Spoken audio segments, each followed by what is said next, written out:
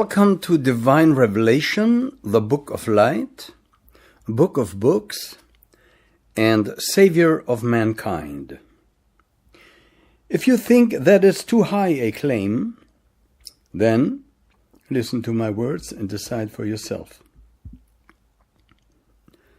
The Book of Light is the only scripture on earth that does not say, I am right and you are wrong. No, the Book of Light says all scriptures in the world are right, in essence. And this essence is revealed in the Book of Light so that people, religious fanatics and others, stop chopping each other's heads off and study the Book of Light. And then even continue to practice their own religions, but now with correct understanding. Bear in mind that the cosmogony of the Book of Light covers 311 trillion 40 billion years. That is one cosmic activity. I can only throw numbers at you. To fully verify them, you would have to study the Book of Light. Thousands of pages of truth. This is a secret teaching regarding the evolution of the entire world, meaning visible universes, invisible universes, Rupa and Arupa, including their inhabitants. The Book of Light was dictated to me by the Mahachohan. Even some highest Dhyani Chohans have not yet penetrated the mysteries beyond the boundaries of the Book of Light. That includes the visible cosmos and that from which everything emanates over and over and over again, causing a so-called Big Bang, which is not really a Big Bang, but a reawakening of uncreated, constantly timeless, eternally existing powers. There is no extra cosmic God who created this insane world and then claims the world to be insane. It's the greatest heresy one could say when he says God created this world and then punishes us for doing what we do. Wake up. Follow the instructions of the Book of Light by beginning to read it so that you keep your own opinion for the while that you read it away. Try it, it works. You will find a use, a benefit, a positiveness of the Book of Light given to us by the Mahachohan. We talk here of beings that were of divine origin and of communication or emanation of spiritual and higher intellectual selves into us, in us. They gave us our own higher principles. Now listen, you as a monad, in essence, are uncreated, timeless, eternal. But when you leave the source, driven by desire, you are clothed by other hierarchical beings, higher in the hierarchy than you, so to speak, with clothes so you can function in material world.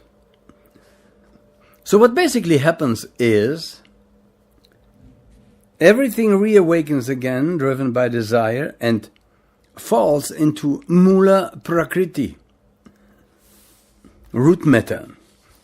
And there is immediately surrounded by matter, adjusted basically in the structure reflection on its own desire of the monad. And then others add giving you their sheath and vigas and vans and upadis so that you can function in the physical world. If you want to call them creators of your body, you may so. You may do so. But the essence is uncreated. In essence, you were always there, manifesting periodically through all the kingdoms of nature, as we will see here.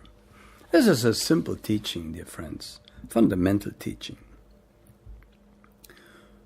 In order to understand the entire universe, it suffices to understand the 7 principles of man.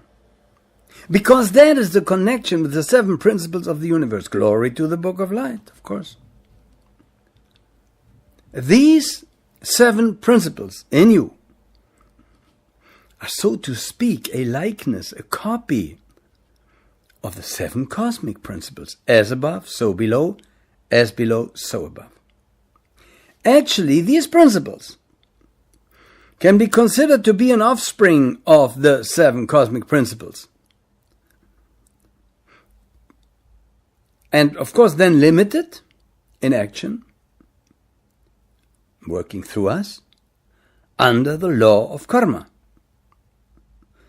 But dear friends, glory, glory, glory to the Book of Light. Because we all are running back to our origin. Where is our origin? Where is it?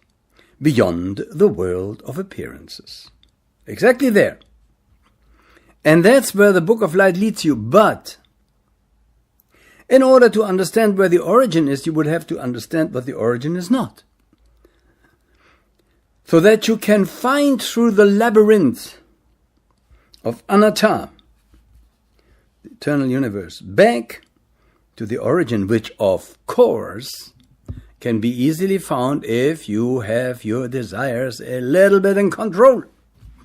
Or if you drop all your desires, which is almost impossible. For a few, yes, it's possible. So, you can decide. The Book of Light guides you. It shows you the principle. It shows you where to go. You cannot attain true detachment without true wisdom and knowledge, uniting all religions in the world, ending the struggles and fights. The Book of Light reveals these principles of man. In philosophy, they are reckoned as 7. Explained by human, spiritual, psychical, and so forth. But we go much deeper into this. Much deeper. But let us pay respect to the Christian, to all religions. Because all religions are like knives. You can peel an apple with a knife and offer the apple to somebody and he will say, "Thank you for the apple," and eat it. You can also kill him with that knife. The decision is yours, not the knife's fault. Dear friends, wake up by listening and by putting aside for a while your own opinion.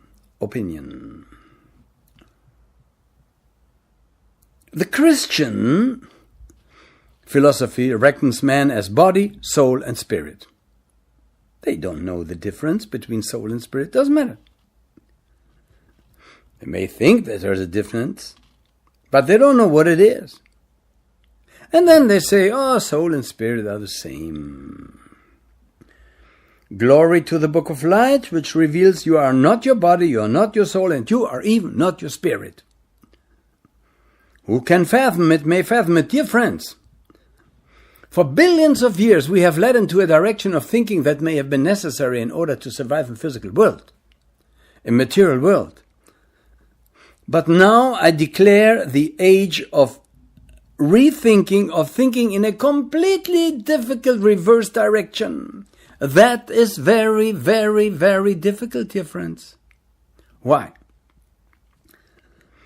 Because the thinking in which you have been educated has a momentum. When I come here with the Book of Light, there may be 10 or 20 of you in the entire world who say, yeah, that's true. Everybody else may also say that's true, but in him or her will be a rebellion against this teaching. They will say, it can't be. I've been educated in a completely other, different direction. That was necessary, may have been necessary. Welcome to the new new age, to the true new age. Because the Book of Light is super old age. But it introduces the new age by reawakening that old and holy and utmost knowledge about origin of man and universe and its destiny. So, you are not is better to say what you are. And that also, misunderstanding of such words have destroyed true Buddhism. Thanks to the Book of Light, but also thanks to Mahatera Dr. Georg Grimm, true Buddhism is reawakened again. By saying you better don't look for what you are. There is no self-finding, no way. But there is a method that you can detach from what you're not, and then comes the truth. Solve the riddle. Let's look at the Jews. In their tradition, they have a fivefold or fourfold dividing or division of man. The highest they say is a spiritual. They call it neshamaha. The second they call ruach. And the third they call the nefesh, which is then, we will see, the astral soul, the vital soul. And the fourth is the guf, the physical vehicle. They say this is the house in which all the others dwell. It's true. It is also the house in which the monad dwells. The one that has to attain control over the 7 principles. That is not possible in one life, dear friends. Therefore, we have been everything. Mineral, plant, animal, now man, many times.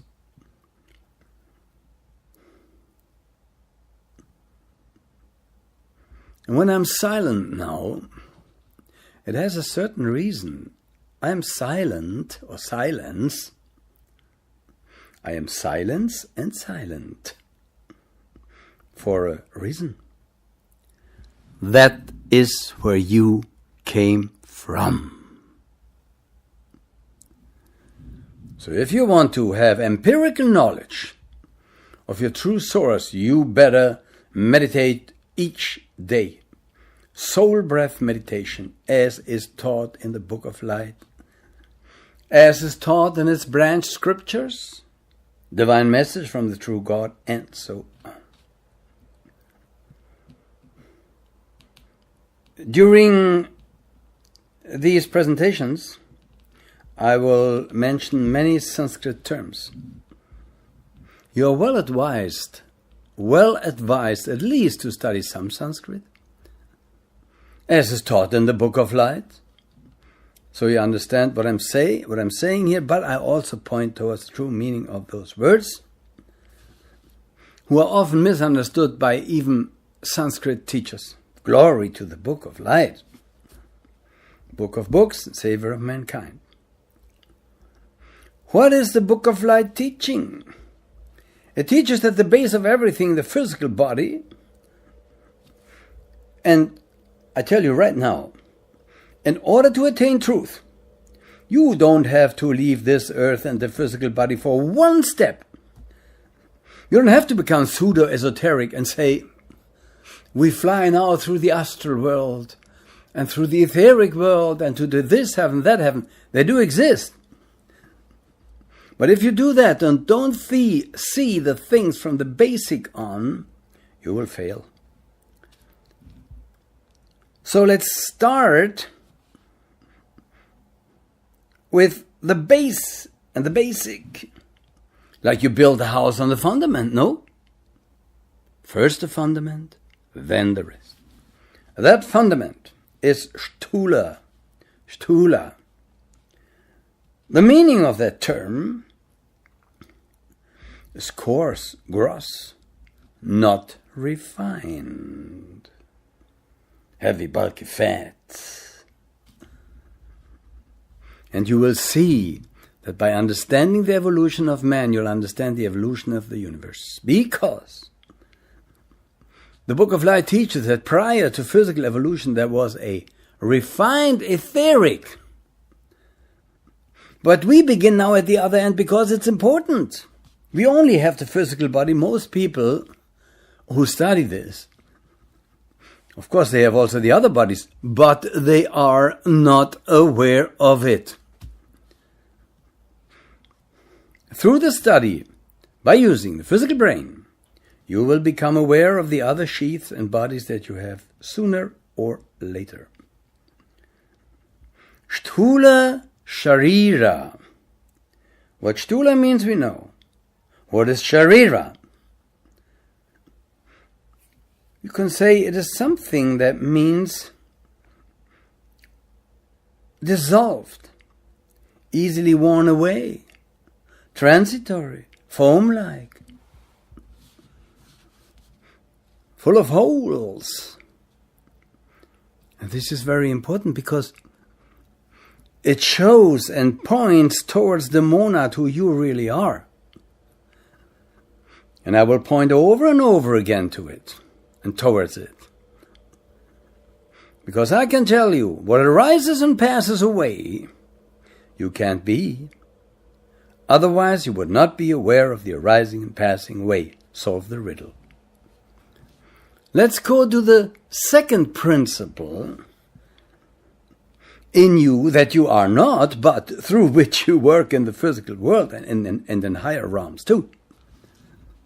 That second principle, the Book of Light calls Linga Sharira. It's Sanskrit again. Model, pattern. It's called model or pattern, or it means model or pattern. That forms the model or pattern on which the physical body is built. So if any, in this transient world, you are formed around, built around the astral body, Linga Sharira. It's basically composed of porosity. It's whole, it's foamy. I will come to this in other parts of the teaching. Linga Sharira.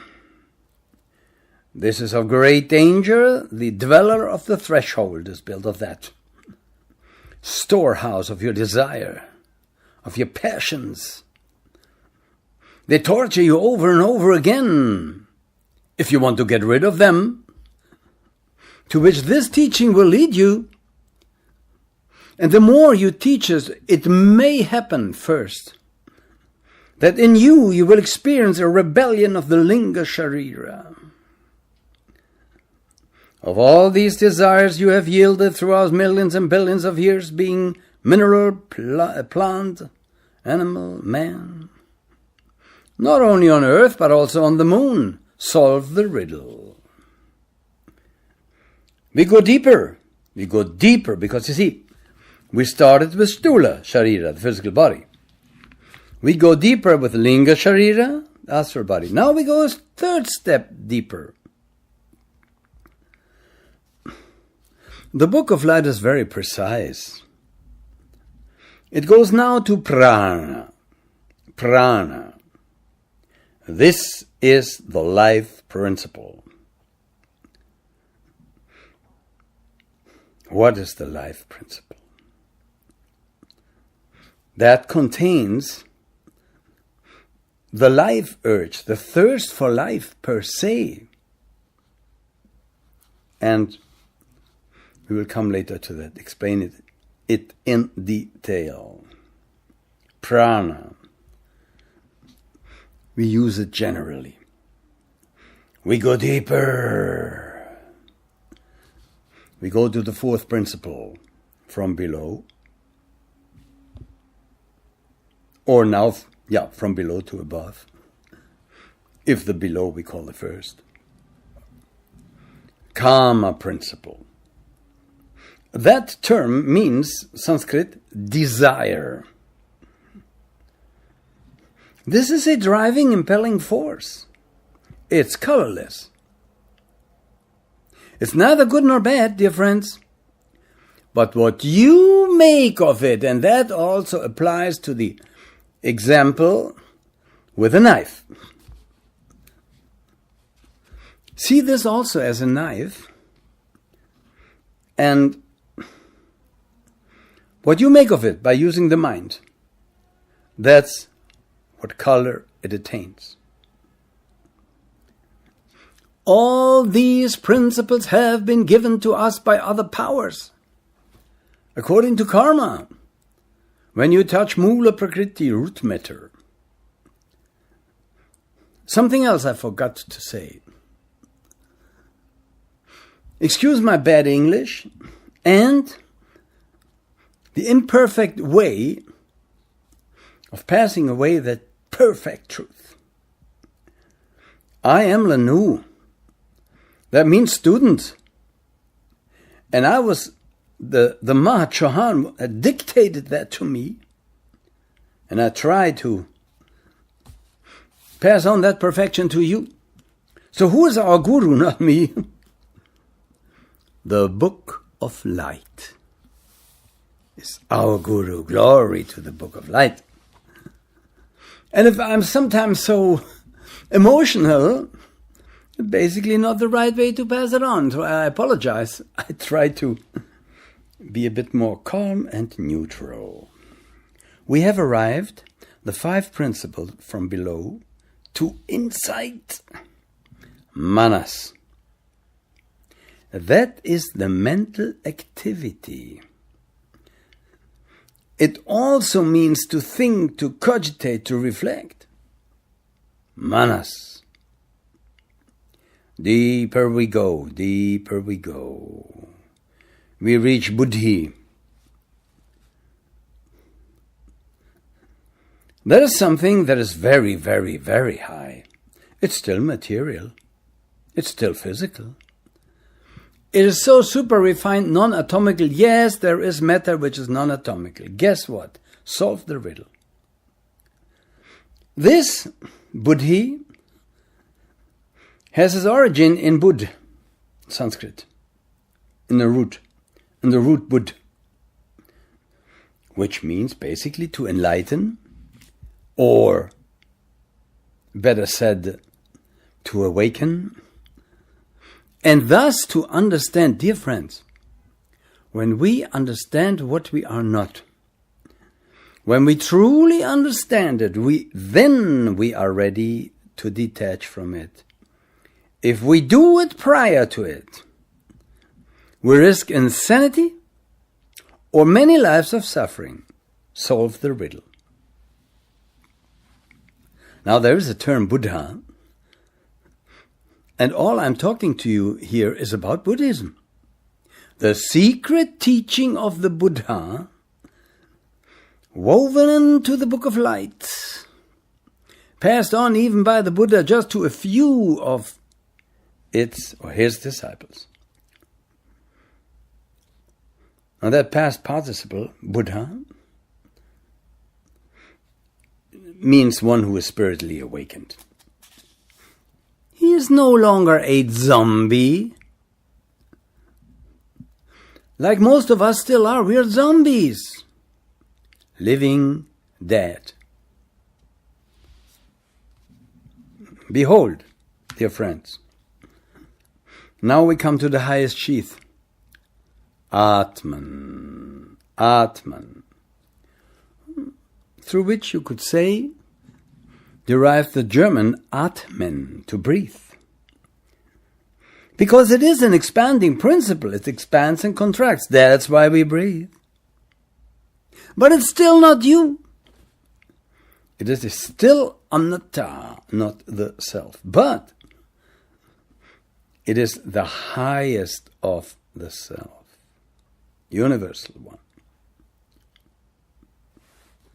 And it takes on attributes, but driven by the monad. And attaining these different aspects, who then are strengthened and supplied by hierarchies in manifestation. Dear friends, even great theosophists like Professor Dr. Puruka said that the root of Atman is not known. Uncertain root. Its meaning is that of self, but that is wrong. You could call it self and manifestation to a certain extent, yes. What do we mean by self? We mean that which is attached to non-self.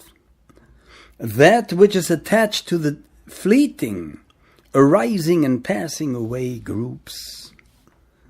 To our 7 bodies.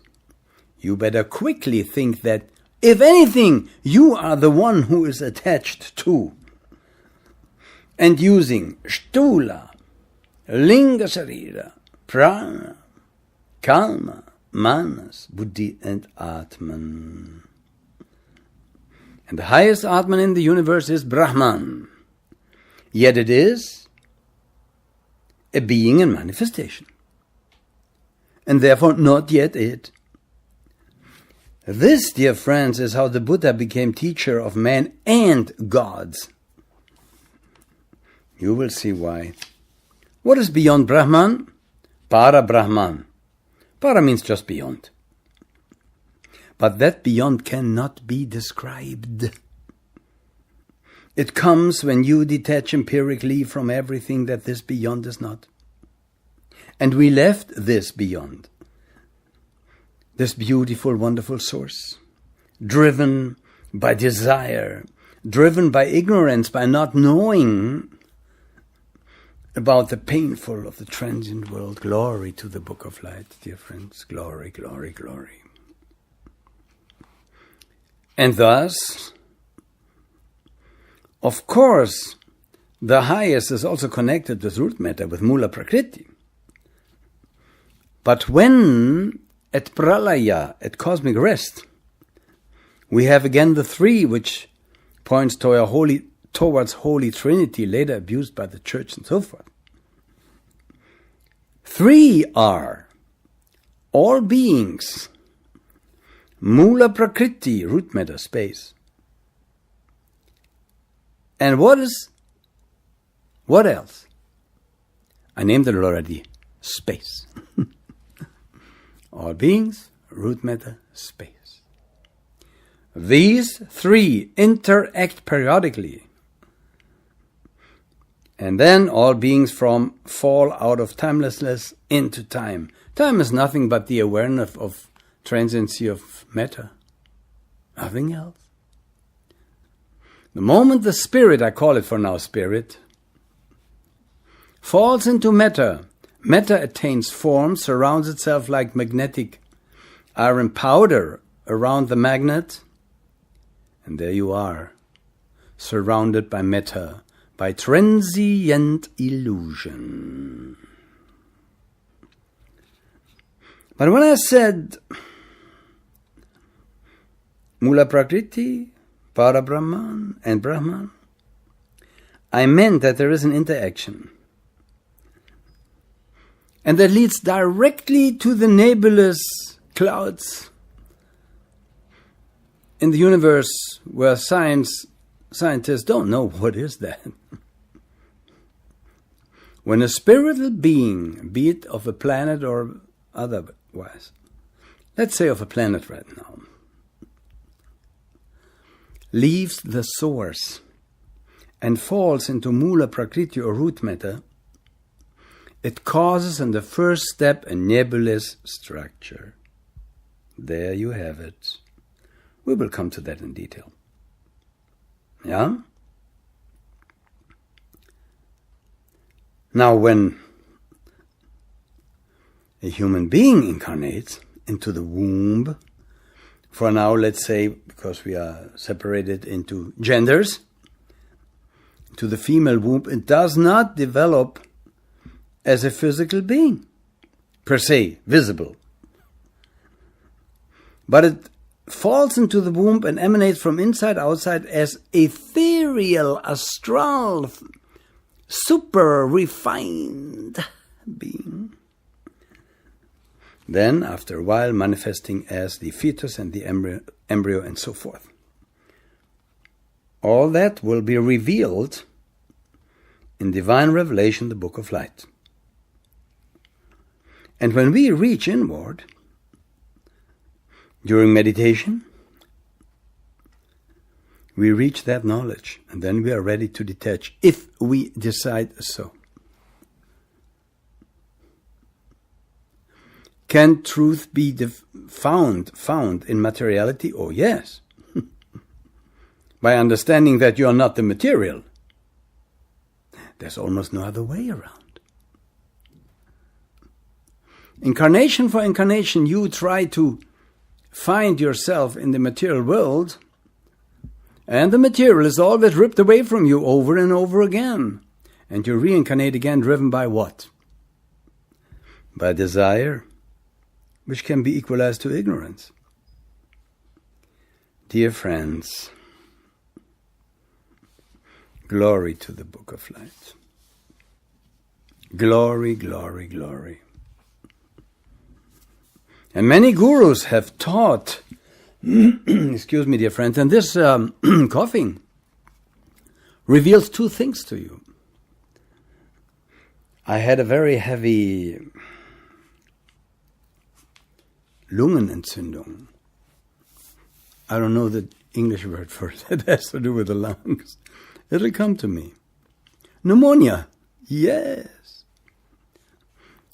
Plus, this coughing shows and proves something to you, which is universal and of high occult meaning. Namely, that you are not the body, you have just the body. If I would be the body, I would not like to cough. I would say I cough later, or whatever. But I'm not the body, so I had to yield to it. Now, how does the universe come into life? The explanation of scientists is more than poorly. It is childish. Yes, they have gained some control over material world by controlling the symptoms, not the cause. They don't know about the cause. And when, like in Houston, the water just rises 1 meter, all the computers and all their knowledge and all their wisdom is worth zero. Because these people don't know the cause. They only know the effect or the effects. And the Book of Light is the other half of a knowledge that includes scientific knowledge, but it enlarges it and completes it. It completes it, dear friends. So now, how does the universe come into life? The same way, I said it already, how a human being comes into life. And a human being comes into life like a universe. A slight difference is the universe does not reincarnate per se. You could say it re-embodies itself. Because reincarnate means coming into flesh. Now, reincarnation, reincarnare, into flesh. So the universe re-embodies itself over and over and over again, and it is the sum total of all beings, rather of their desire in and for material world. So the universe re-embodies itself following a matrix, which is uncreated, timeless, eternal, always there.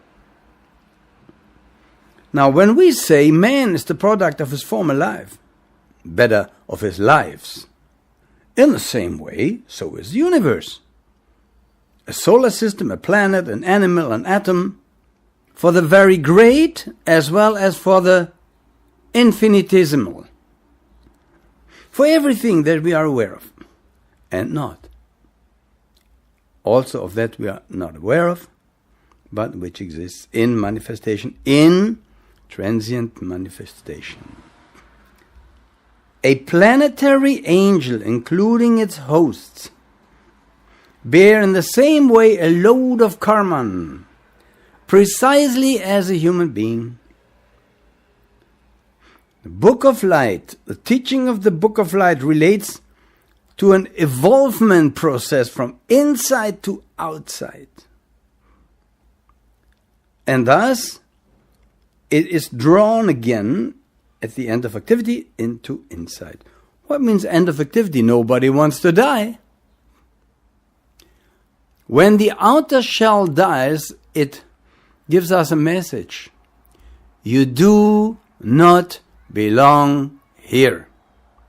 Return to the source. Then why did we leave it? If it was so beautiful in the source. Ignorance about the suffering aspect of transient world made us leave the source. And we will be something different when we return to the source if we have overcome all desire for transient existence. This is a mystery, a miracle. It can be experienced right here and now in meditation, soul breath meditation. This is a great mystery, dear friends. Everything emanates from the point to the circumference. There you have the circle and the dot. It's all mathematics. If teachers would have the knowledge of the Book of Light, mathematical teaching in schools would not be so boring. They would say, listen, this is not just a circle and a dot. That's quite boring. Oh, well, that's a circle and a dot. Okay, do you have a new computer game, Or what else can we do? No, the circle and the dot reveals a huge mystery. The in life coming, the again in life coming, or re-embodying of the entire universe, from the center to the circumference. So, from that central point, the first being that appears is the central sun. In order to understand that, we would have to study the Book of Light. I can only give hints here. Through the central sun, we can have union with the source. Because you see, when the Buddha returned to the source, he had to pass through the first emanation, Brahman. And his first manifestation is what we could call a central sun. If we are here, a physical being, or if anywhere else there's a luminous, ethereal entity, there's per se no difference. There are always principles in action linked to the highest principle in manifestation, called by the churches, without them knowing it, God. And yet they don't even mean that. At best they mean a race angel of the Arabs or of the German, of the Greek, or a planetary angel. When they say Jehovah, it's just the angel of earth. One of innumerable Brahmas, you could say, innumerable angels in manifestation. If you choose to worship it, it will show you that you should not worship and not abuse it. Because then happens that what was known as Houston, we have a problem. Now Houston has a problem, if you know what I mean. And of course, there is a, how can I call it, powers. And attaining that powers is when the monad manifests circulatory motion. Gods walk at the heavens circulatory. We did that too when we were androgynous. We moved in circles. Glory to the Book of Light.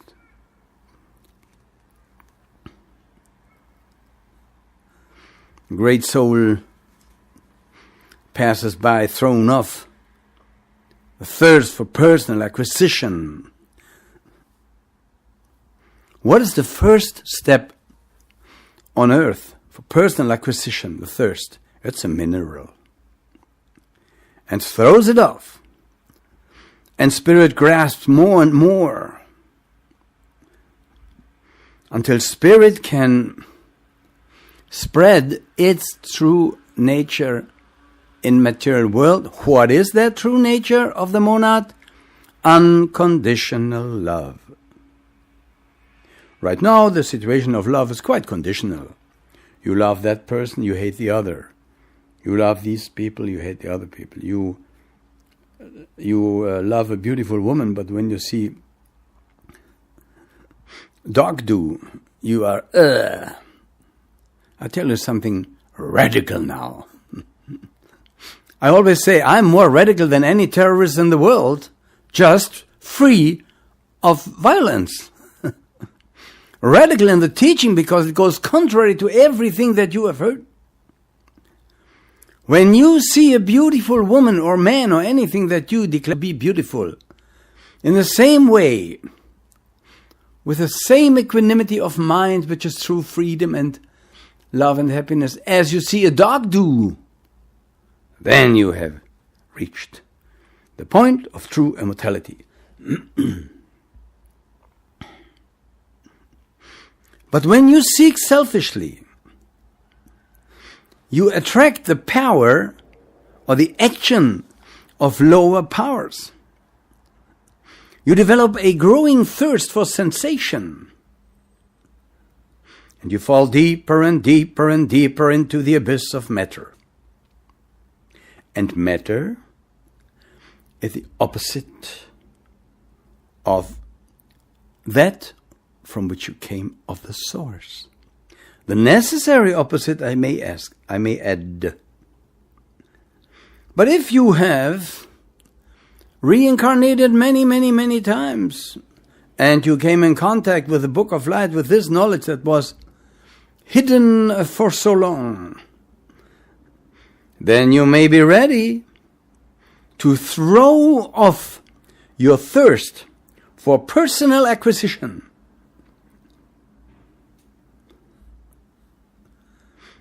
And then you will feel the oneness with everything.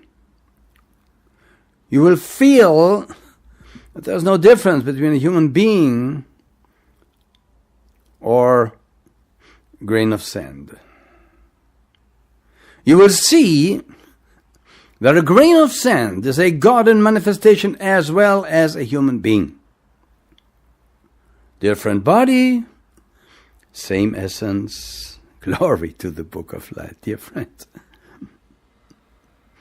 Just me talking about this, speaking to you, and you may be just listening to it, may already feel a certain sense of detachment.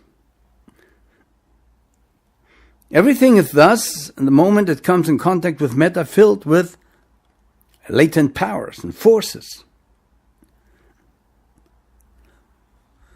From the lowest atom to the highest God. Which of course per se is no extra cosmic creator. Such a thing does not exist, and you will see. You are your own God.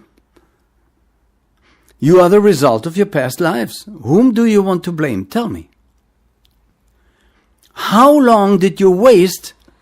How many days and years in your life did you waste blaming others for what they do to you or did to you? Glory to the Book of Light.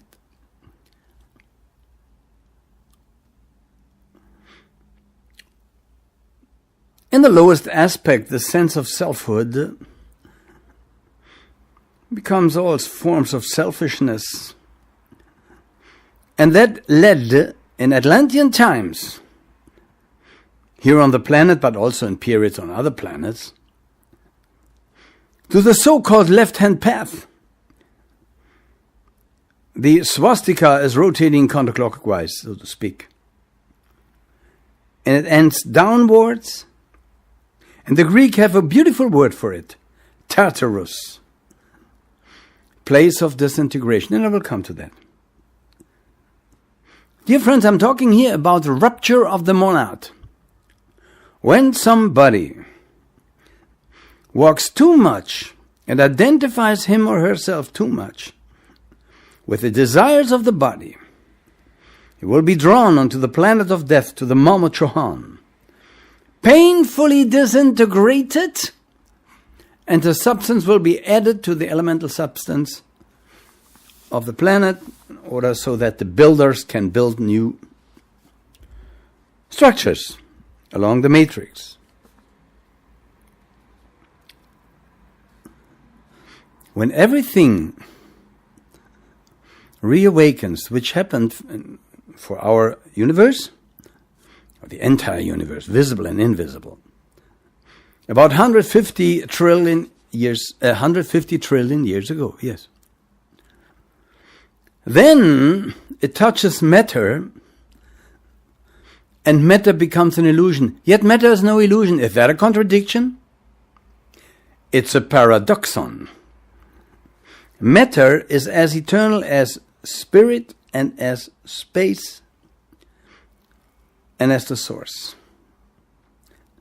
But when spirit touches matter, matter attains a structure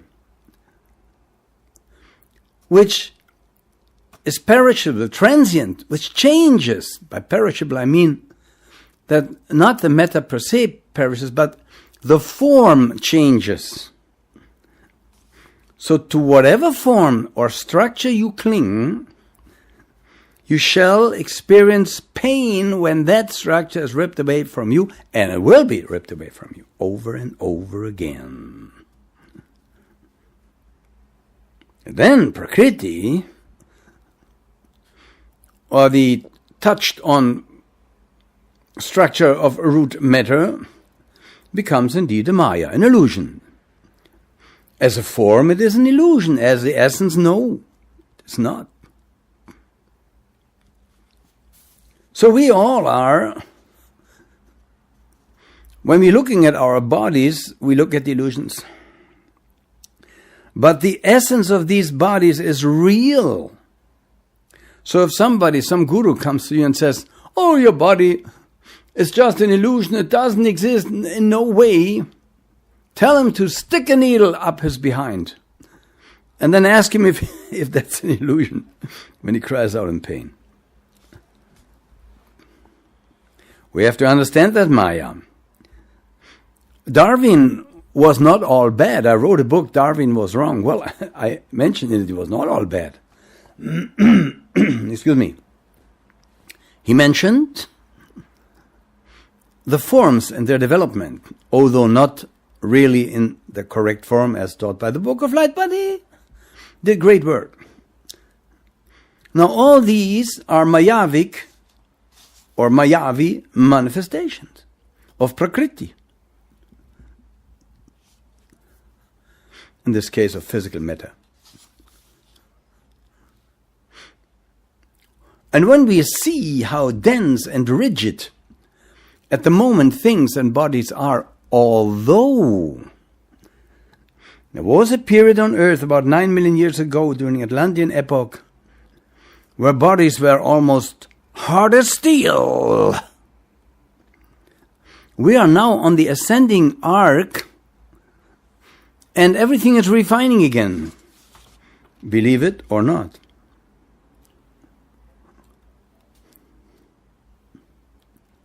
Glory to the Book of Light. So when we understand Maya, we see that it exists per essence, but it is illusionary when it attains form. because it changes form, and we are aware of a rising and passing away of form. And everything is based on attraction, so there is no gravity or gravitation. There is only karma of the monads that they have. We, as human monads, have karma with earth. This is why we are attached to earth. It's karma. And the atoms are attached together of matter or whatever because they have karma together. That's all. That's all. And there are saints that have detached themselves from the physical body and they almost float. But it's not those frauds and liars who say they fly and yet they hop like handicapped people when they are in the yoga position. This is nonsense. Excuse my coughing, dear friends. I have a pneumonia. And I think I know, it'll keep me long enough alive to pass on to you the message from the Book of Light. Let's dig deeper into the two terms, Manvantara and Pralaya. Let us begin with Manvantara. It actually means Manvantara.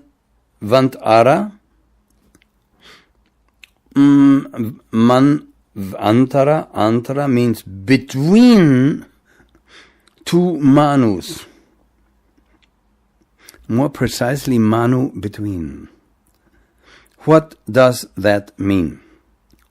Book of Light teaches Manu is a Dhyan Chohan. The Maha Chohan is a Manu, so to speak.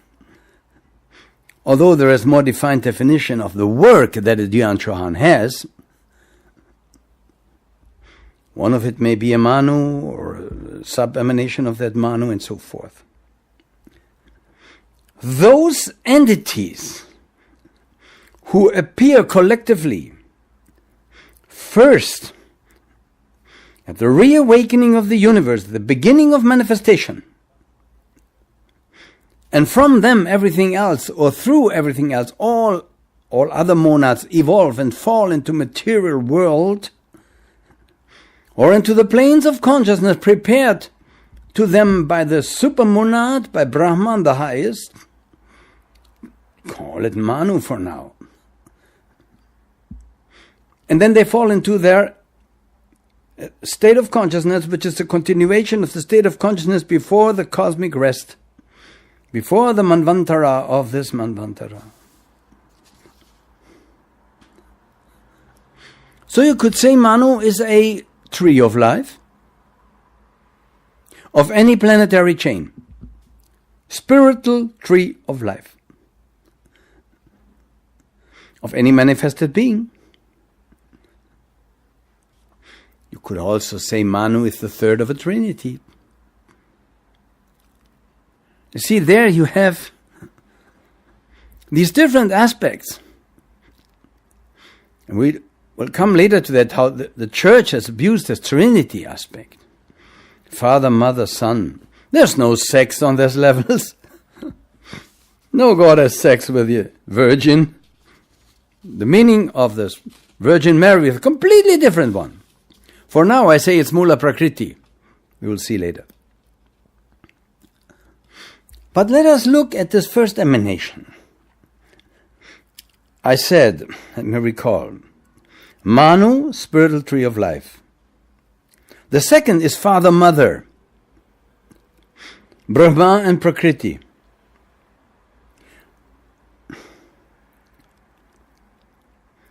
And the first is the unmanifested Logos, Brahman. It has a cosmic veil, Pradhana. The first, how should I say, virginic touch of virginic matter, Mula Prakriti. Pradhana means placed before. First appearance of root matter, placed before. Could say around Brahman. as a veil. Mula Prakriti is root matter, root nature, corresponding to it, and the other or now active pole, why? Because it left the source, is Brahman neuter, supermonad. If you want to reach God, you must be neutral. And now comes the Book of Light, and came the Buddha too and said, you want to reach beyond it? Listen to what I say. You see, I don't say, go beyond the union of Brahman, of the first in manifestation. I don't say that. I say you can if you want, if you will. These Sanskrit terms that I say here have great power. I urge you to study the Book of Light. You see, the Book of Light, you can have it free, at no cost, at allreligionsunited.com. If you buy it, you may as well pay over $1,000. Not that I get any money from that, that's what it cost. I never get money from my books. Just to make you aware of it. A, I have no permission, and B, I'm not interested in it. I have enough money, and when I don't have enough money, the Chauhan will see to it. But the production of such a work, of such a huge work, costs printing and binding and blah blah blah over $1,000. See? I tell you something. If you put money together, maybe with other people, and you get this book, it has great occult powers. It has an aura of sanctity, of liberation, you will profit from it your life long. So if you find 10 people or 100 people and you buy one book and you put it there, and when you meet you put the book there, this is very beneficent. You don't do me a favor with that. You do yourself a favor.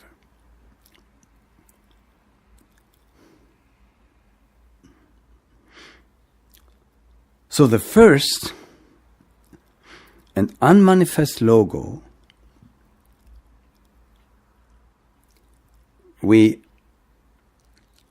the source of everything, out of that everything else emanates. You know? This is how it works. Now when we come to the term, now we just witnessed the first or a new reawakening or re-embodying of the universe. It is a big bang, but it's not a first big bang. Solve the riddle. Now we take a look at the term pralaya. Sanskrit, dear friends, study Sanskrit. You can do it at no expense at allreligionsunited.com. Pralaya. This is Sanskrit. From laya, coming from li, and there's a prefix of pra. What does that mean? The Vedas taught it. The Rig Veda taught it.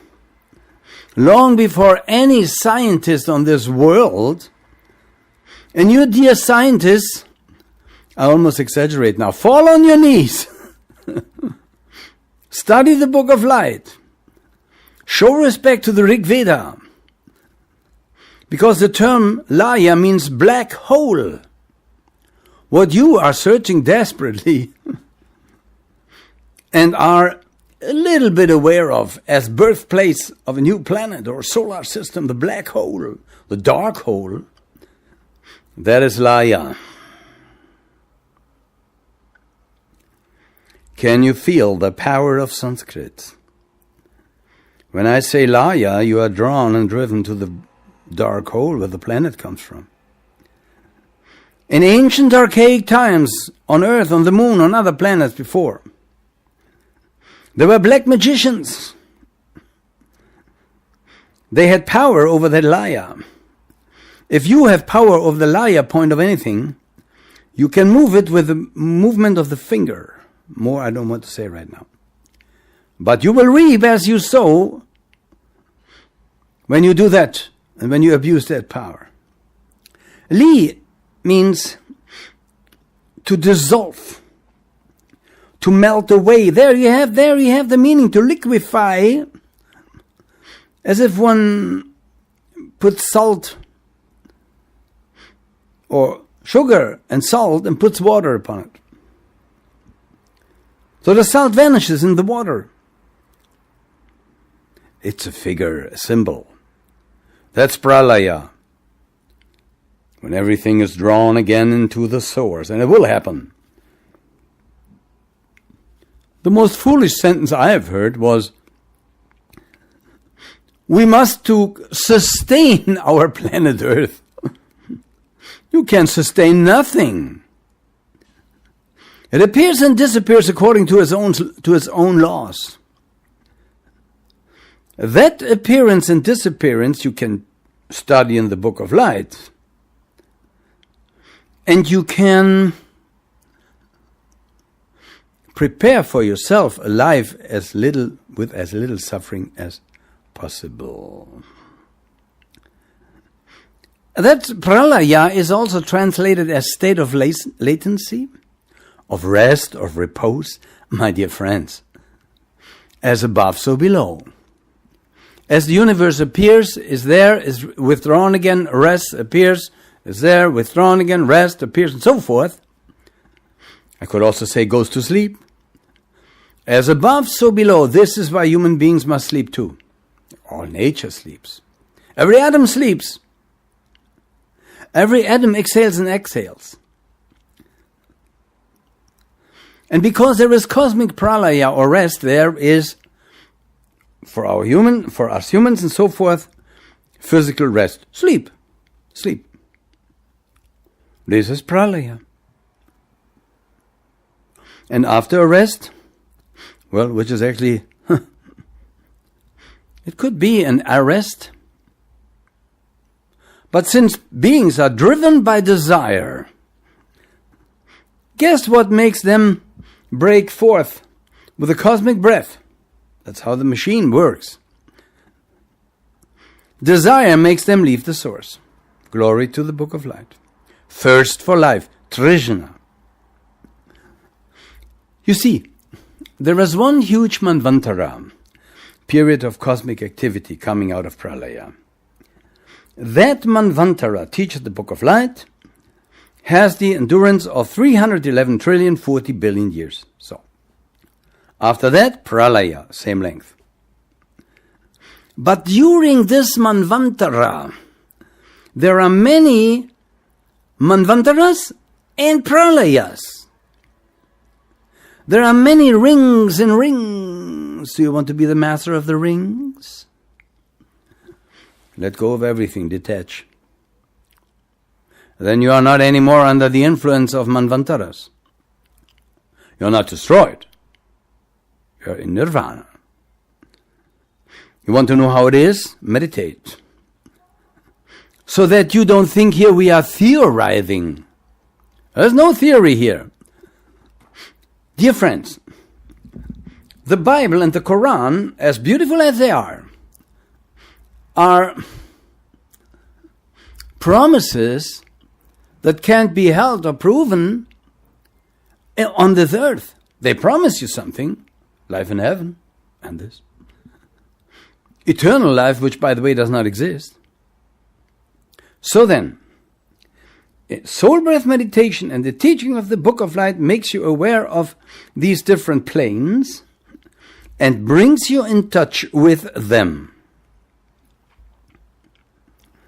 So I said there are many kinds of Manvantaras and there are many kinds of Pralayas.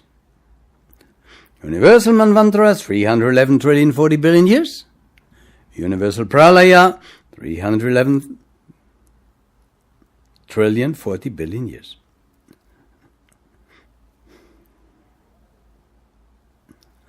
Now let's go to another Pralaya, solar Pralaya. It is the Pralaya of Surya. Do you think English comes from what does English come? From what does German derive? Greek, Latin.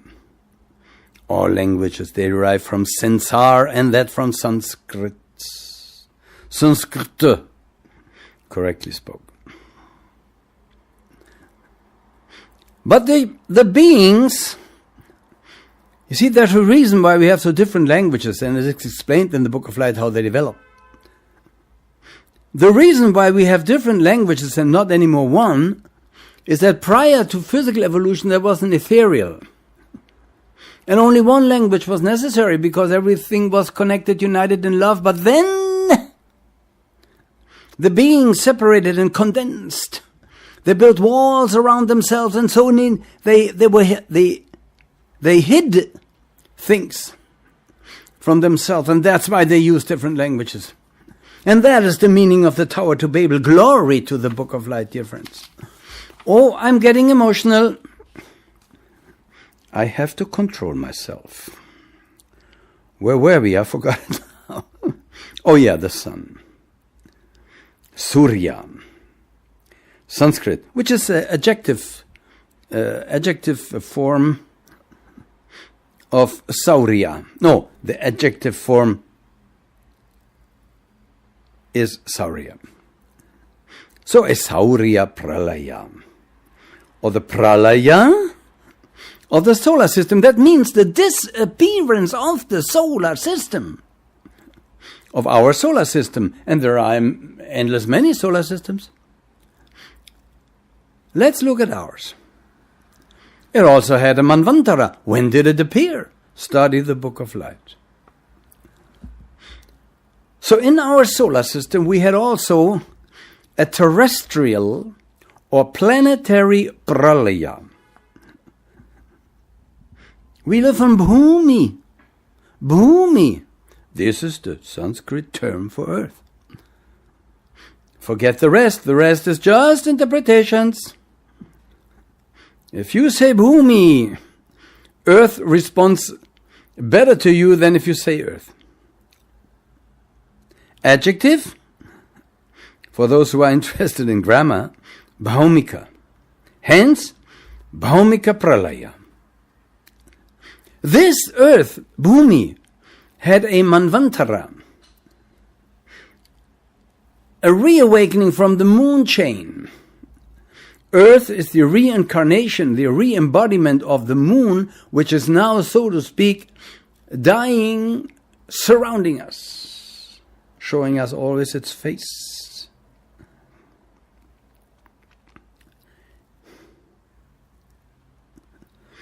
And so,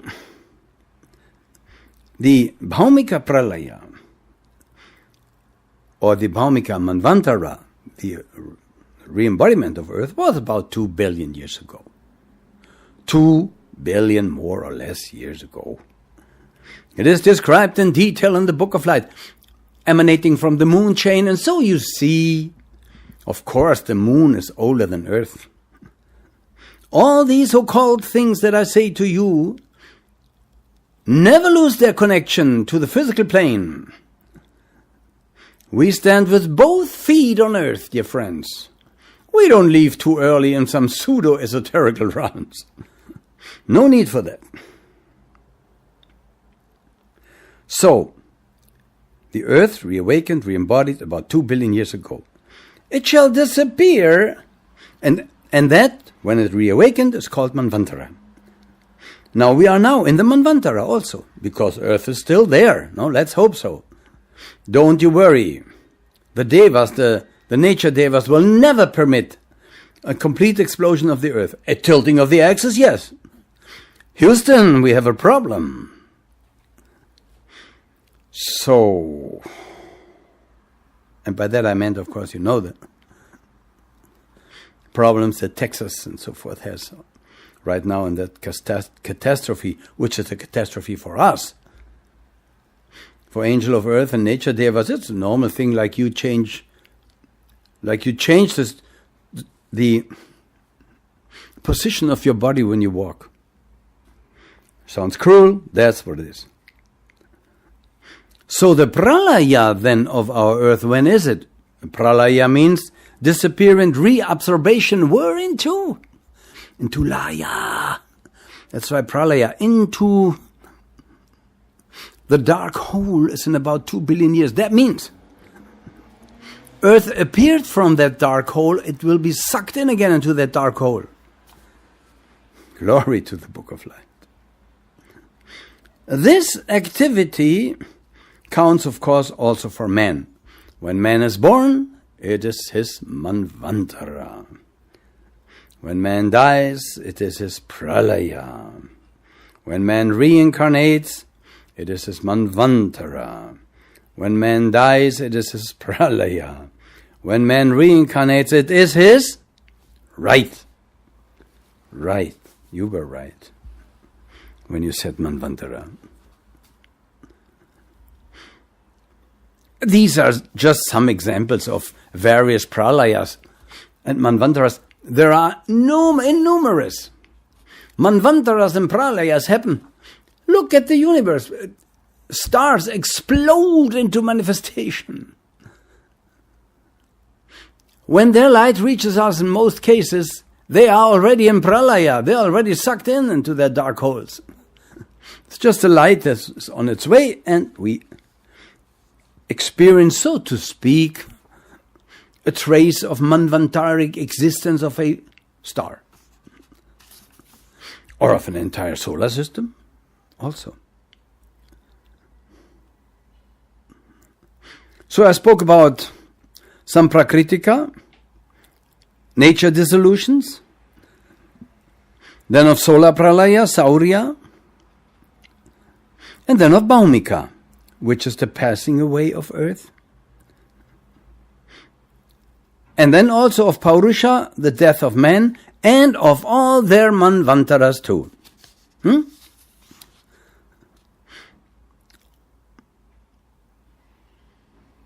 There is also something, dear friends, that changes continuously in our bodies. And again, we don't live 1 millimeter from earth. By talking about things that happened zillions of years ago. By that I mean the constant change, the continuous change of the cells of our bodies. Constantly. It means nitya. So we call it nitya pralaya. Because the cells in our bodies live and die, live and die.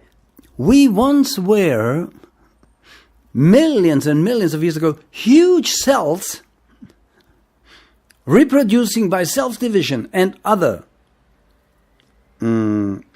methods about which I will talk here. So when I talk about life and death of the cells of the body, I talk about nitya.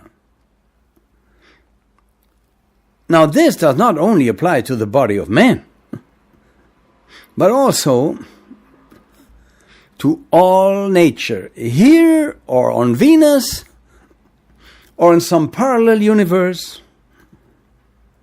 or any other planet, doesn't matter. What symbol can we use? You see, symbols are of very important nature, but one must understand those symbols. And when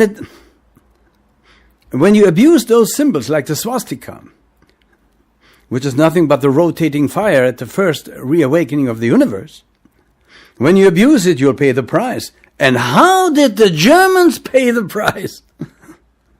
Look at Second World War and its end. That happens when you abuse occult symbols, holy occult symbols. That's what happens. So there is an in-breathing and out-breathing of Brahman or of the Supermonad. And if you ask what is breathing, you could say that is Brahman, the highest being in manifestation. And Brahman at the end of this Manvantara, Maha Manvantara, great Manvantara, inhales again and inhales everything. Sucks everything into the source. We find this breathing symbol, according to the Book of Light, in ancient Egypt texts. For instance, Knumu. I remember Knumu.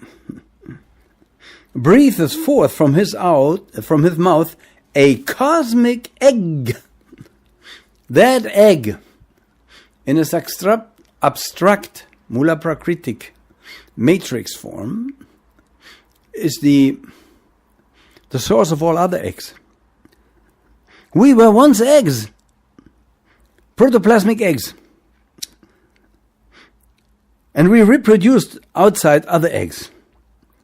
Now, because of the condensed bodies, the eggs are inside of the female body. Same system, so to speak. That's it, dear friends. My skin sometimes shivers when I talk about this, about the greatness of such teaching, handed to us by the glory of the Ma Chohan. So you find this symbolic, also in Orphic hymns. There's a cosmic serpent breathing forth an egg. You know, all mammals are egg produced. No?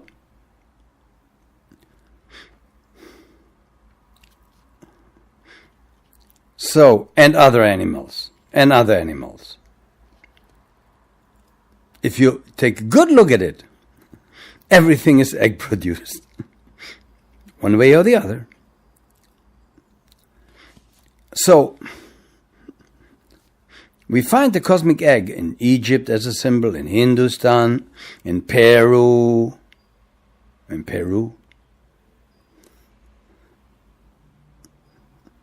There they called the Sanskrit Purusha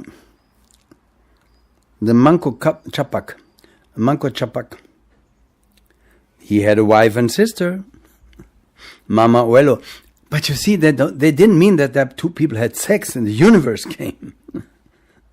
Or the anthropomorphizing.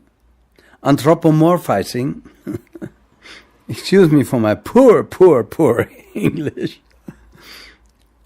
Anthropomorphizing of God as done now by the church, by Christianity, Catholicism, and so forth. But that is a wonderful symbol if you understand it correctly. The egg produces... Now, the egg producing the chick contains the germ of life. By whom laid? By its mother, the hen. And fructified by the other pole of being. Right?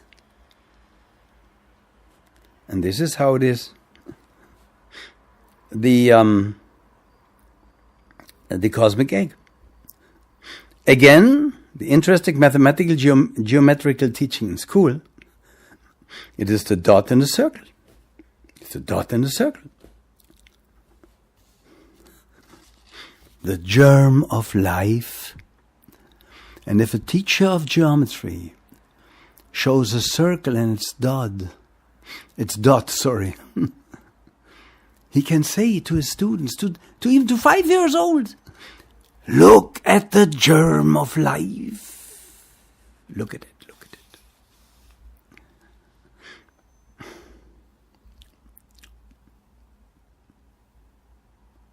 You see, what happens when a chick within an egg is formed? What happens? It bursts its shell. And comes forth. comes forth. That's what the primordial point did. When we draw a circle in school, as a teacher, teachers, listen. We say, look, children, this is the universe before reawakening. This is timeless, eternal space. Here's the circle. Mula Prakriti, root matter. Now, Manvantara, reawakening of life, and you put the dot in the center of the circle. What? It's a cosmic event. Students should shiver when they listen to that. Not that boring. That's a circle, that's a dot. P is 3.1415. What is that? You see the necessity of the Book of Light for children and of the Book of Light itself, dear friends. Yep. And so the primordial point breaks forth too, and we, 20 and more million years ago, when we were huge cells, ovoid cells, the new life broke through the mother structure, was connected for a time with the mother structure, nourished by it, and then grew on itself. The same system here, just transformed into denser forms, and therefore happening inside the form as it happened early on outside. And I tell you something, it will happen again outside. We all will be huge protoplasmic eggs. You may ask, where's then progress? I don't want to be an egg. The progress is that you, the true being, are more aware of your divinity than you are now, and than you were when you were in an egg before. Who can fathom it may fathom it, dear friends. I should train myself to talk a bit more. Quiet. I hear the Chohan looking at me with raised eyebrows. Compose yourself, control yourself, Lanu.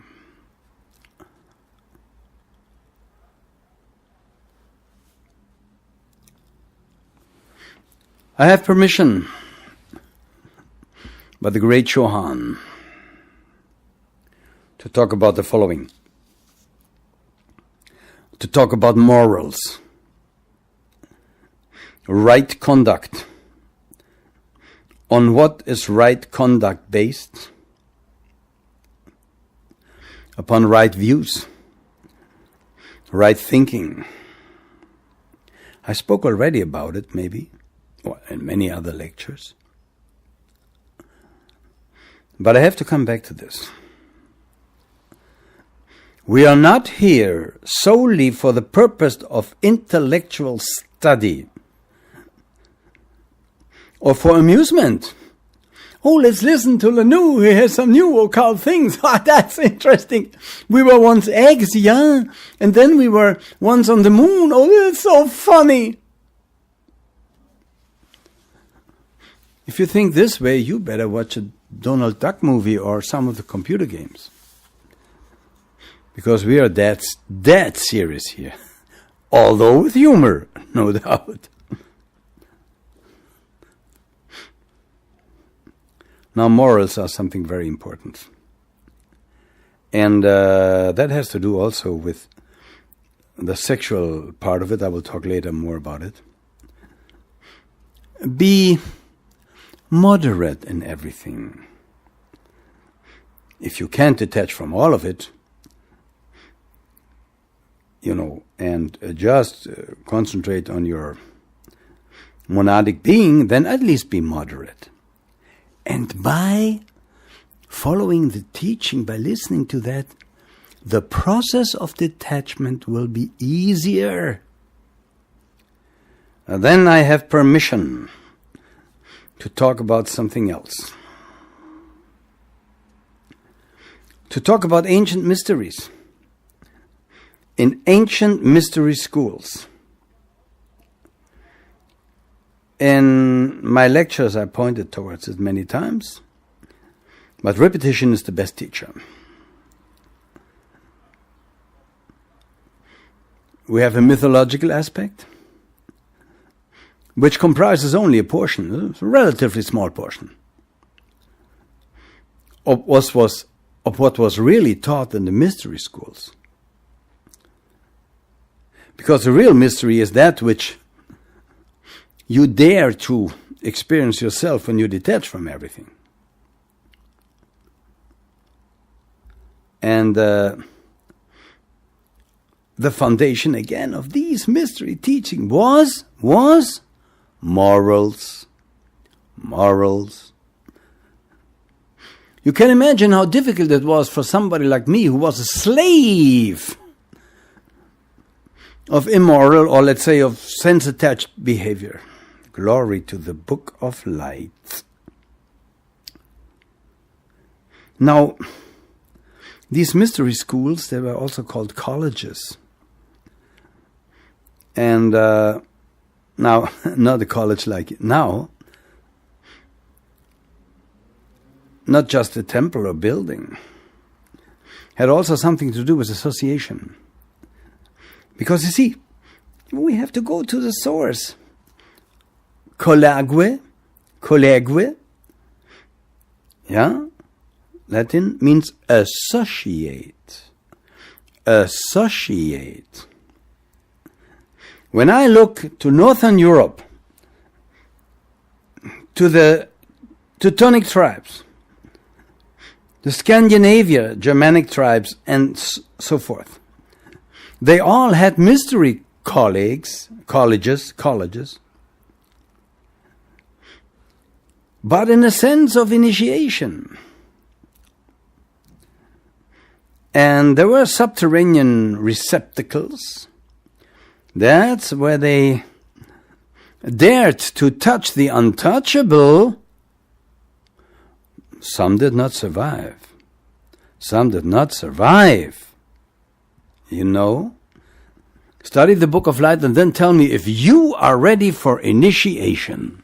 Not only philosophers, but also scientists try to understand the secret of life. And the secret of life is so simple to understand. A 5-year-old can understand it. Because the adults and the scientists, they want to make it so complicated, and this is how they caused this insane world. The secret is, you are the cause of your being here. Your desire for life causes your astral, physical, and other forms, although aided by other beings who are also in manifestation periodically. The science or scientists want to understand why the planets are rotating, and they present a childish, although I say a 5-year-old, so this 5-year-old already could destroy their theory. They explain that the planets rotate because once they clash together, now they are in rotation. Dear friends, you can hear already by me presenting you their theory that it can't work. What is the answer? The driving power behind the forms, the atoms, behind movement, and that is the monad or the monads, the beings themselves.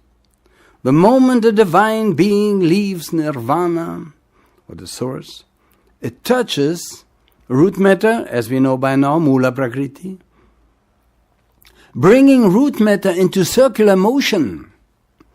It is the power of the gods, of the beings themselves, who periodically leave the source, touch root matter, touch down, and cause the rotation. Also the first rotating fire in the universe.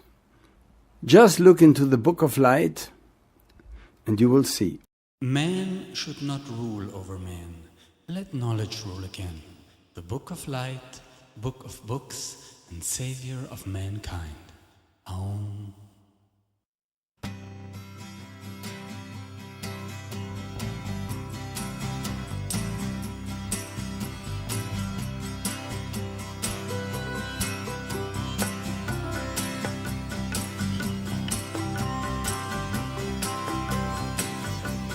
Politicians and religion are the fall of man. We don't need no institutions and no government. All we need is that which once united us all. Let the angels' teaching be your guiding star.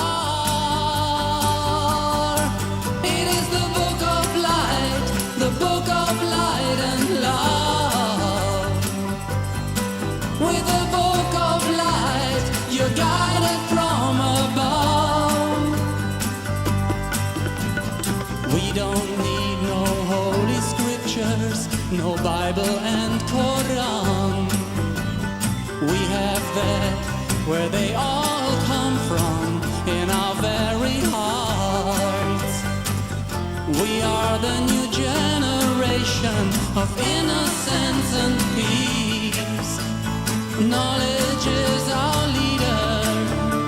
The truth shall set you free. It is the book of light, the book of light and love.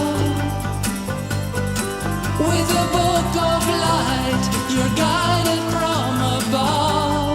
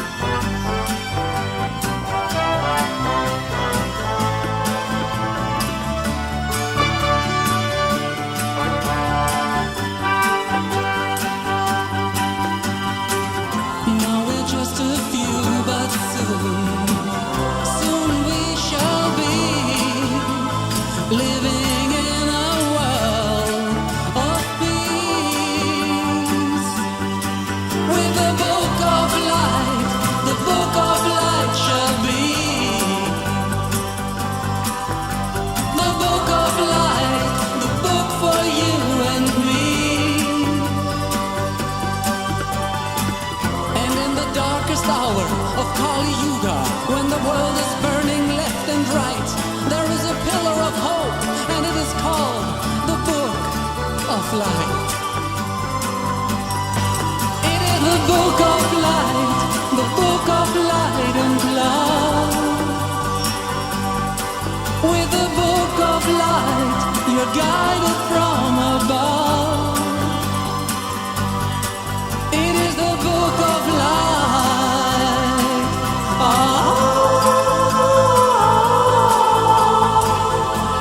It is the book of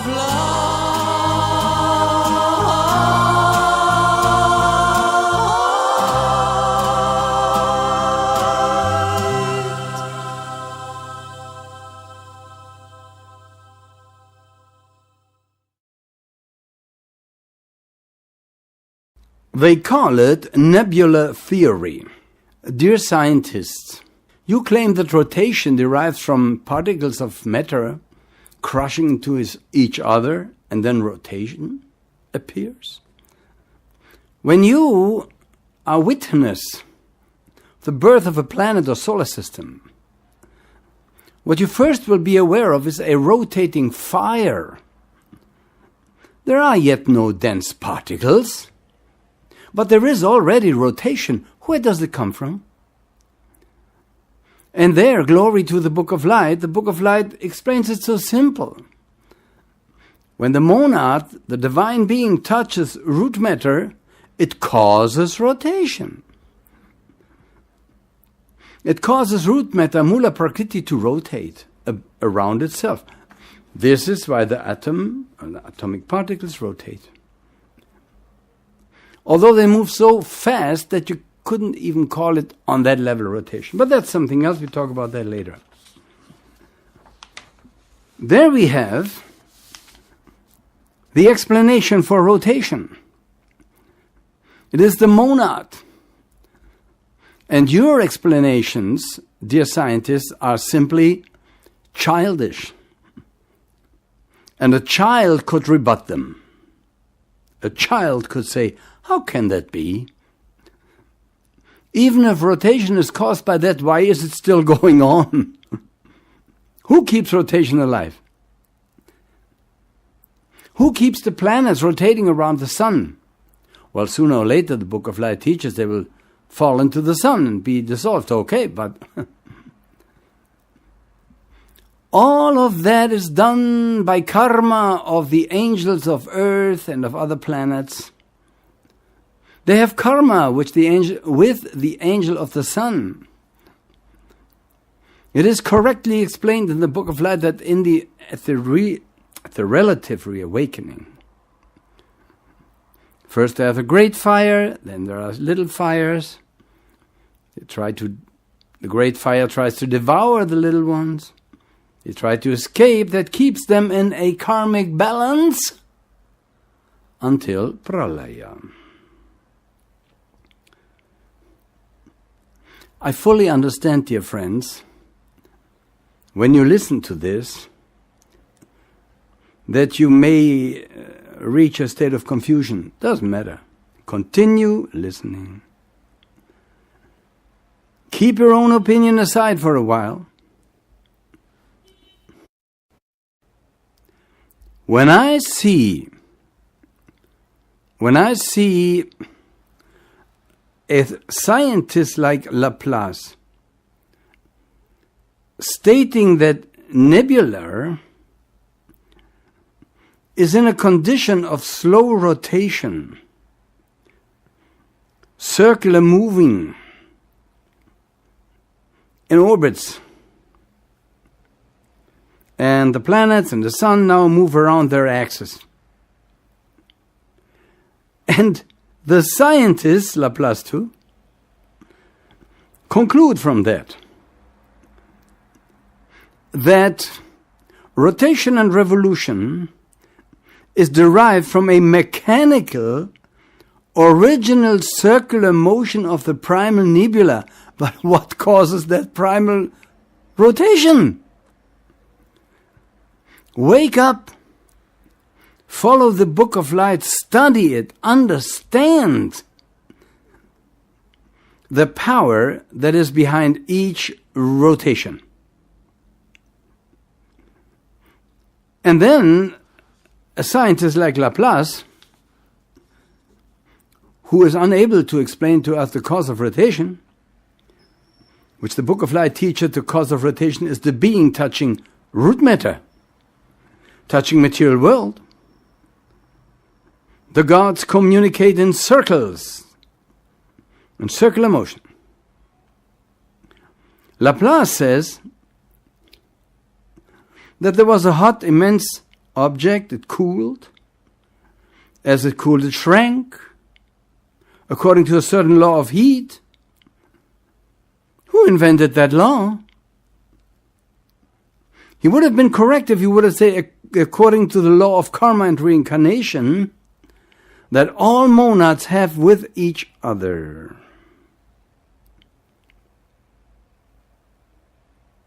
Now, look at a wheel, The parts of that wheel, which are nearest the periphery, nearest the circumference, move with greatest momentum and with greatest speed, but not faster, in another sense, than the particles at the hub. What about this increase of rapidity in whirling around? Dear friend, think about that, meditate about that. It's all karma. Be it the monad of an atom, or of a universe, or of a human being. It's in rotation. And when we once were in a divine state, also in the physical body, we moved in rotatory motion. We were oval. The androgen race had 4 arms, 4 legs, or other parts, and walked and moved circular.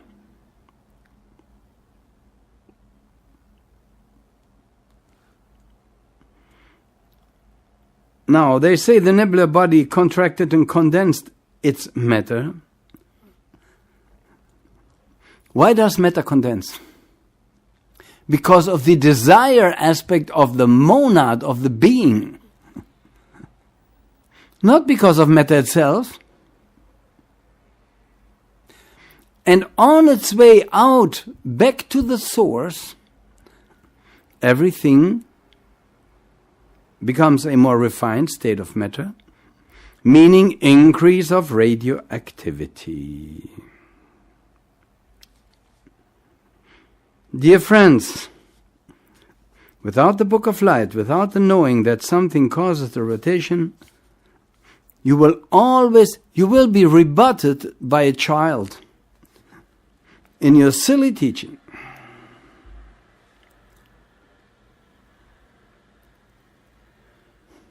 Why was the teaching of the Book of Light hidden? Why was it hidden? Because mankind was not ready for it any longer. They abused holy teaching. And there's a great danger that this teaching is being abused too. Let's hope that not.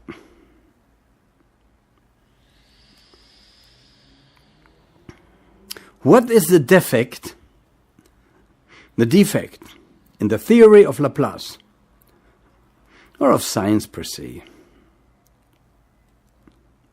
Because it is a purely mechanical, purely mechanistic, purely materialistic hypothesis. You cannot explain the movement of matter without something that makes it move. When I put something into motion, I am not that something. I put it into motion. In the same way the monad puts everything into motion. And then we as races, when we had circular motion and we were male, female and one, were separated now, we have the problem. Why was separation of the sexes? All that has to do with it. Even mathematics cannot explain the entire thing by purely mechanical, purely mechanistic explanations. But if they would look at the circle and its center, there you have the entire teaching. And then the swastika, but not abused like those nutty people. No. When the center dot, the center point, appears in the circle, it causes rotation, as you can see with the swastika. That dot in the circle, the center of the circle, is the answer to the secret of the cause of rotation. Well, but the Book of Light will not completely discard scientific teaching. I always say that. Science is right to a certain extent. They lack the other half. That's the Book of Light. Oh, dear friends. Now, even in the nebula theory, there is some truth. In the scientific nebula theory. What is that? But what is also that which leads away from the truth? Let's start with that. A vital defect. The theory put aside the action of spiritual beings in the universe as the agents who made matter move. First, made it move refined, then condensing to the planets of today, although Earth is already on the way back to the source in a much more refined state of being than it was, for instance, 9 million years ago. We do not deny, my dear friends, this goes so deep. The Chohan is watching. I look for words. I search for words with my poor knowledge of the English language. And I thank my editor, my publisher, Elke Straube, who translated the English Book of Light, dictated to me by the Maha Chohan, into the German Buch des Lichts. The Book of Light does not deny mechanical action in the universe, but it declares that when there is a mechanical action, there is something causing that mechanism, producing the movements of the mechanism in accordance with what, dear friends? With karma. With karma. There are givers of law, makers of law, impulsors. Beyond that is the source. What those dear scientists don't know, that is that behind the cosmos there are gods, spiritual beings, spiritual entities. It doesn't matter how they're called. You are per se a spiritual entity in this material physical world.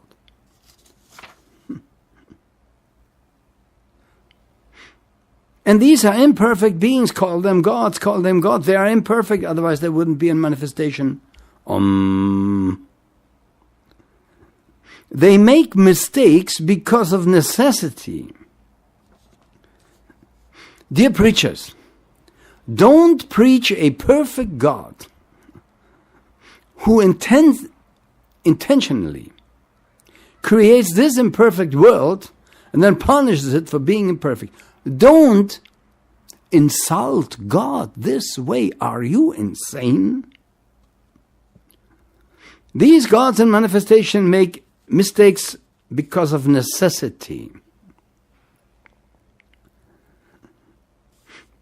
So what we see around us, well, look at this imperfect world. And nature is not perfect. All evolved from the source. And we will come to that source. We will dig deep into that source. Mistakes, imperfections arise, dear friends. And this is why you have to come back over and over and over again until you get complete control over that part of Mula Prakriti that you have taken on. That knowledge was hidden because mankind adored itself in the form, and the spiritual aspect became more and more secondary, third, fourth, and the way down. So that truth was always known and always taught in ancient rooms of initiation and so forth and so on. Now for the first time, fully revealed in the Book of Lights. But it was known.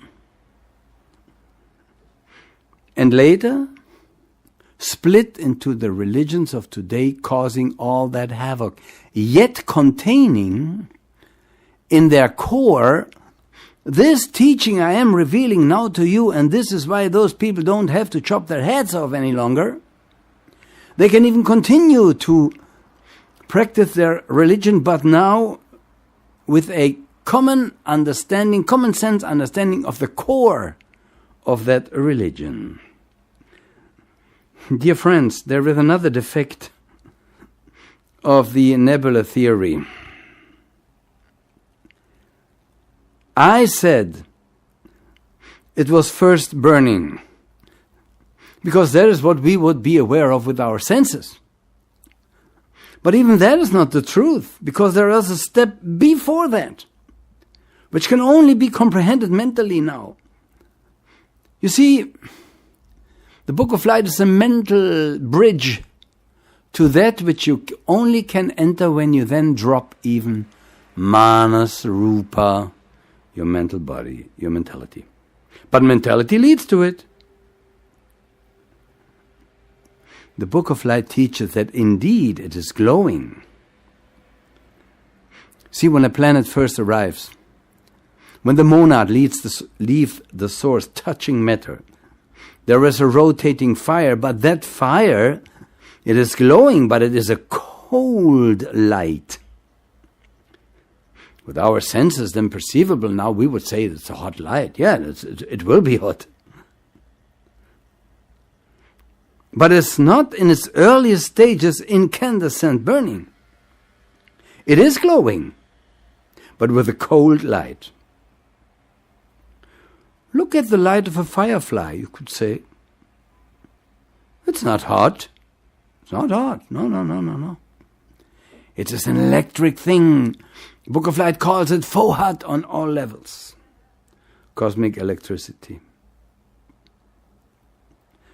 There is no heat in the first nebula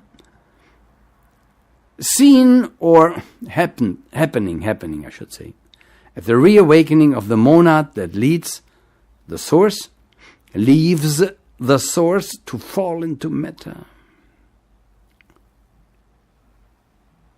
This is this luminosity. It's no combustion. It's no combustion. Later, when everything condenses more and the friction is there, then yes. It is a nebula. This light in the first appearance out of Laya, out of the dark hole or black hole of science, is a nebula with luminosity, but not from combustion of any kind. What is glowing then? It is indwelling Daivi Prakriti. It is the divine nature of light, manifesting in Mula Prakriti. And that light manifests in sentient beings in a higher form as consciousness in all degrees, from the highest spiritual to the most dull physical consciousness. Dear friends, and now comes the radical teaching. You are not even that consciousness.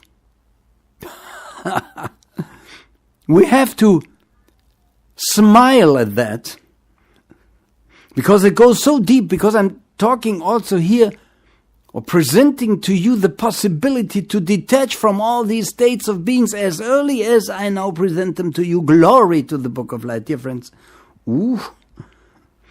I gotta take myself back into equanimity of mind. That is the Daivi Prakriti, the divine nature of light glowing. Something else is wrong. We come to the right of the rotational theory. Yes, we don't condemn science. We offer to science to work together with the Book of Light. Let us look to another vital defect of the teachings of Laplace or of other scientists of today who think rotation is basically a mechanical thing. No.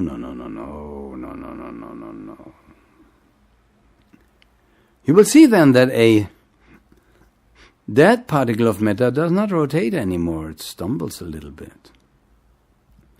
Because the monads have left it. Solve the riddle.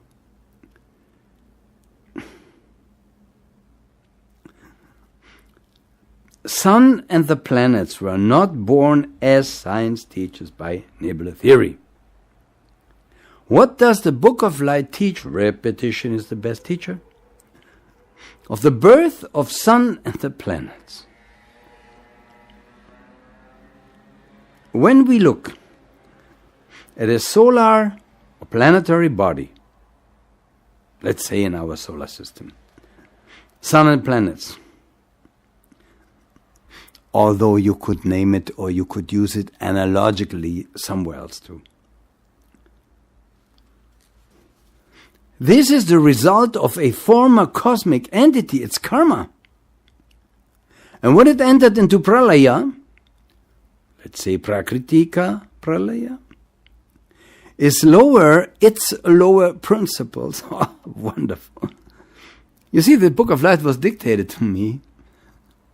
And most of it, I forgot again, and I'm not reading from the Book of Light now. But when I talk about what was dictated to me, all that comes back to me. So, a planet or a sun of a solar system, so forth, is caused by karma.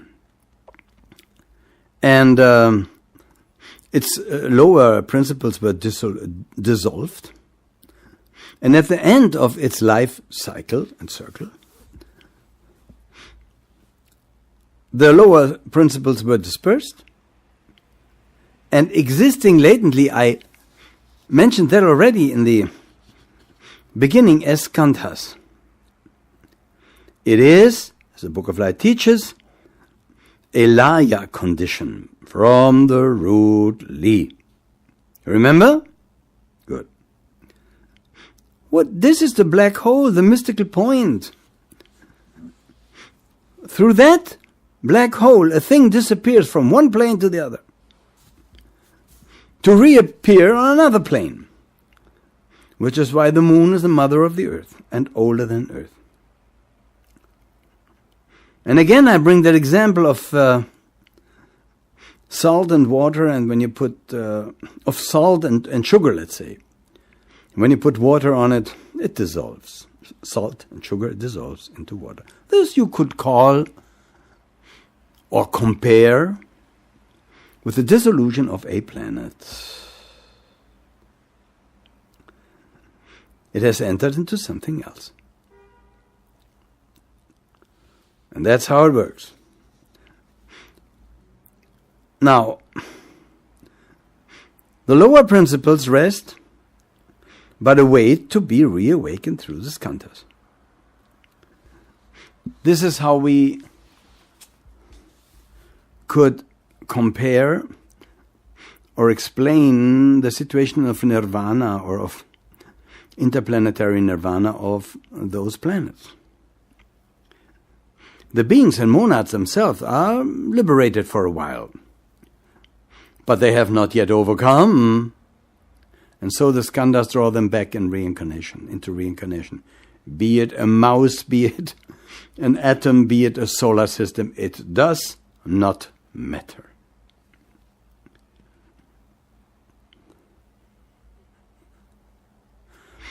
Dear friends, you are not the vehicle. You are not these lower principles, but you have attracted them. You as the monad are not that. You better say, I am the monad who has a body, I tell you. Because when we die, the physical body breaks up, has its own pralaya or dissolution. Now when you look at its molecules, its particles, they go into a laya state too. And they remain there for a while until the vibration becomes so strong that they surround around a new fructified womb, in that case through sexual reproduction, which was never meant to be for us. We talk about that later. And the monad is, because it had not yet overcome that state of being, is driven, is drawn into reincarnation. Reincarnation. Let me put it more accurately. It happens until there is an indwelling impulse in each monadic particle through a thirst for active being, and rises forth into manifestation, re-enters some body of appropriate kind that equals genetically the action of the past life, be it of a monad, a human, or be it of a planet. Glory to the secret of initiation. It has also to do with something that has been so misunderstood, even by theosophists: transmigration into animals. The lower elements from the animals, the astral drag of animal or physical man, become the principle of later beast world. This is why the Book of Light teaches all animals derive from humans. Not from humans like now, but as they were before. The animals separated first into genders, then the humans. Animals about 25 million years ago, humans about 18 million years ago.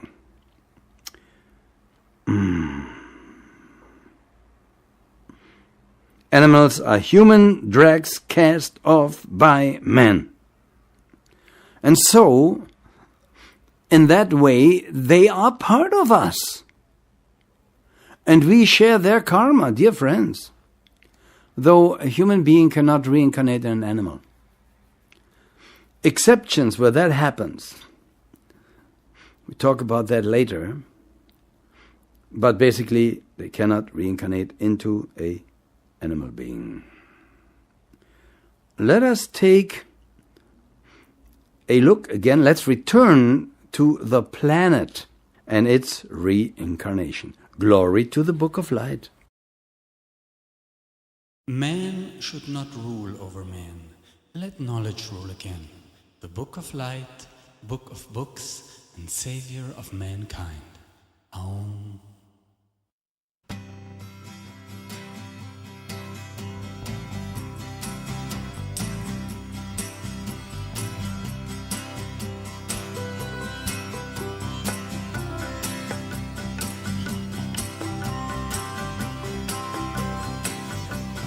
Politicians and religion are the fall of man.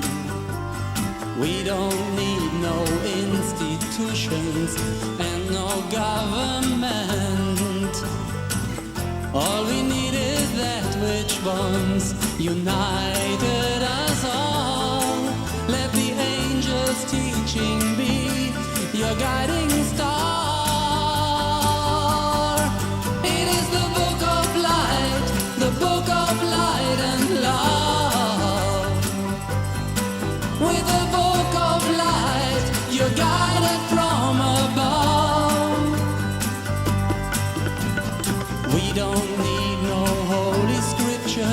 No Bible and Quran.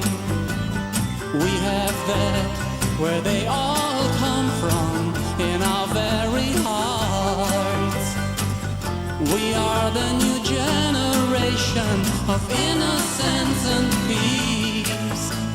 Knowledge is our leader. The truth shall set you free. It is the Book of Light, the Book of Light and Love. With the Book of Light, you're guided from above.